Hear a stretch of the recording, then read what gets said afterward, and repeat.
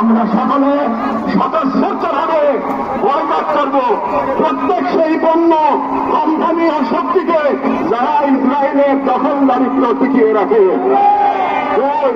আমরা আমাদের সমাজ এবং ভবিষ্যৎ প্রজন্মকে প্রস্তুত করব যারা ইসলাম ও মুসলিম উম্মাহ সকল প্রতীক ও নিদর্শনকে সংরক্ষণ ও পুনরুদ্ধার করবে ইনশাআল্লাহ।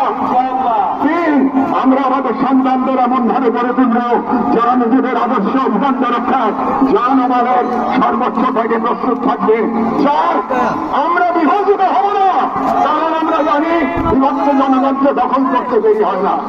আমরা ঐক্যবদ্ধ থাকবো যাতে এই বাংলাদেশ কখনো কোনো হিন্দুত্ববাদী প্রকল্পের পরবর্তী গাজায় পরিণত না হয়।